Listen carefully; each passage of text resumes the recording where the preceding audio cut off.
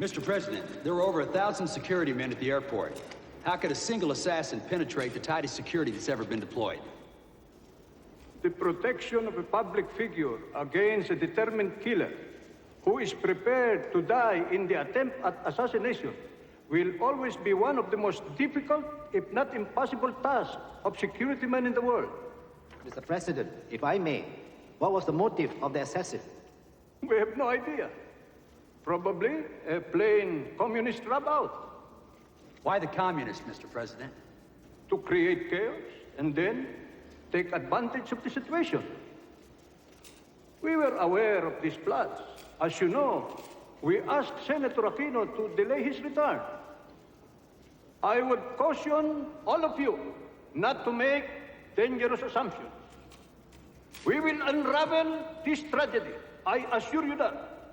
And here at the State Department, officials sought to absolve President Marcos of responsibility for the assassination. Spokesman Alan Romberg took the unusual step of citing diplomatic dispatches from the American Embassy in Manila to try to disprove a reported link between the Marcos regime and the killing. Embassy reporting indicates that the report alleging that Mr. Aquino was killed by shots from several security personnel using rifles is erroneous. Alex, how in the hell does the State Department know Marcos had nothing to do with this? You know Reagan's not going to be here. You can bet on that. Why don't you ask your boy Mike Hazeltine at the American Embassy? I'm sure he'll give you the real story. Perfect, Alex. Listen, Aquino's wife and children are returning home tomorrow to go to the funeral. I'm going to cover the story. Okay. All right, listen, cover the funeral and then get back here. Remember, Manila is not the center of the universe. Yeah, neither is New York.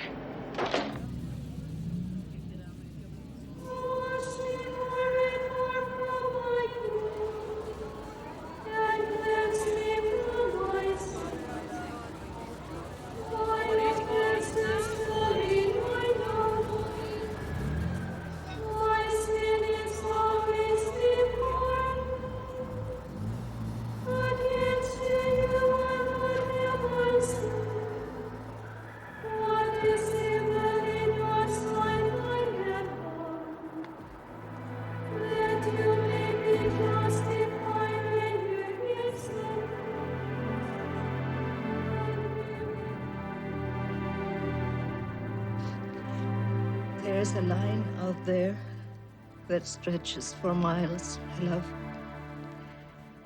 They know you did this for them. And they will not forget. And neither will I.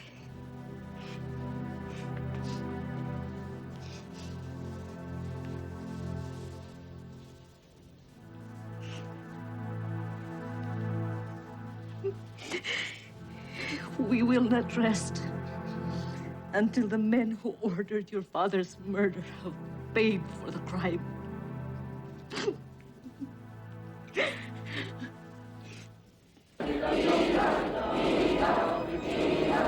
Manila has stopped today. Hundreds of thousands of Filipinos are marching in tribute to former Senator Benigno Ninoy Aquino. His brutal, unsolved murder while in military custody 10 days ago has awakened the biggest wave of political protest in Philippine history, directed at one man, Ferdinand E. Marcos.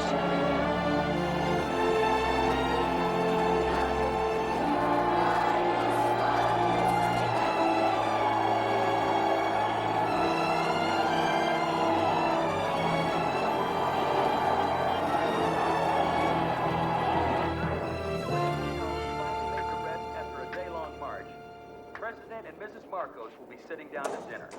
They are hosting a lavish reception for visiting United States Senator Mark Hatfield. Mom? This is Tony O'Neill reporting from Manila. I want to see everything we have on tape regarding U.S. support to Marcos. How far back? Since Reagan took office, 1980. Tony, I've got Alex. Wish me luck. Alex, Yeah, Tony. I want to do a piece on Marcos and Imelda. They have stepped over the line. It's the beginning of the end for these guys. Tony, I had to push you on the plane to Manila. Now you're telling me you want to stay. What gives? Well, the turnout for Ninoy's funeral was bigger than Gandhi's. They've gone too far this time. Tony. Alex, just give me a couple of months. That's That's all I need. This is going to be the biggest story in Southeast Asia. You better be right, buddy. Thank you very much. Thank you very much, Alex. Shit, I'm late. Eva, where's that barong? Here it is, Tony. Ah, yes. Thank you very much. Ramon, everything since 1980. I love it here.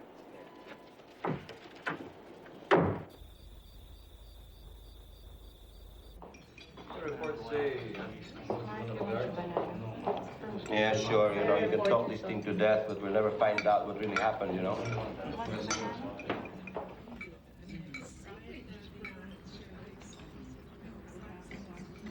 It suits you. It's great. I have to go to the palace tonight. Pinagsasaya nila ang pagkamatay ni Ninoy. Emilio, Excuse me, I was saying, you're going to the palace on the night of Ninoy's funeral? Yeah, it's my job. I gotta cover a story. I'm sorry. My brother is the family radical. Well, you should be too. Our father stood up to Marcos and he died in prison for it. I defend human rights. A lot of good that will do. Your legal protection is a joke. Everyone who's considered a threat to security can be picked up off the streets and never be seen again. Why don't you ever march with us? Because I'm not a Marxist. And I don't believe in violence. Well, I'm not either. Only Americans are stupid enough to think that everyone on the left is a Marxist. Emilio! I'm sorry, Uncle. Well, don't say sorry to me. Apologize to our guest. I'm sorry. That's okay. Not all Americans support Reagan.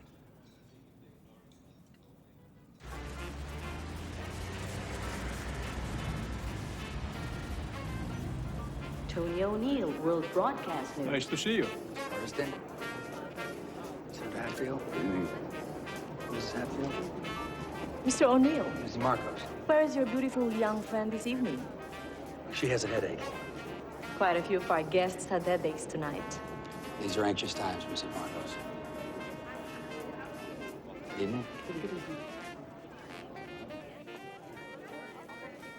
I hate what you do with your hair. Michael Hazeltine, U.S. Embassy. Good evening, Mr. President. Good evening.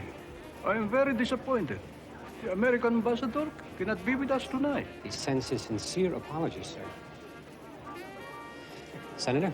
Mike. Mrs. Hatfield? Good evening. Mrs. Marcos? Good evening, Mr. Hazeltine. You look as lovely as ever. Thank you. This is my daughter, Amy. I like your new hairdo. Good evening. Real sensitivity, huh? What do you mean? You know his funeral was today. They're throwing the biggest party of the year. Marcos didn't do it. He's not that stupid. Bye, come on. It was some communist guy. What's his name? An undercover NPA. I know the whole story, okay? Raleigh Galvin, small-time thug by day. Commander Bert Ramos, communist guerrilla fighter by night. Who came up with that bullshit? You guys or Marcos? It's not bullshit, Tony. My mother would have trouble believing the official story. Gallman, who never had a political thought in his life, wants to top Aquino. Goes past 1,000 crack guards, leaps 15 feet in the air and shoots Aquino in the back of the head before he gets off the steps. There is nothing that links the Marcoses to the killing. They'd never be charged even if there was. He's got the legal system in his pocket just like everything else. Come on, will you, Tony? You know what I think? What? As far as you guys are concerned, Marcos can do whatever he likes as long as we keep the U.S. bases Clark and Subic. I wouldn't put it past you to waste Aquino yourselves. Okay, whatever you say, we set the whole thing up. I'm sure you did. I paid Gallman personally. 10,000 pesos and 6 pairs of embroidered shorts. You better watch what you say. You might read in the paper. This is Prospero Olivas, Metrocom Chief. Juan Ponce Enrile, my Minister of Defense. The Vice Chief of Staff, General Ramos. The Chief of Staff of the Armed Forces of the Philippines, General Ver. Senator.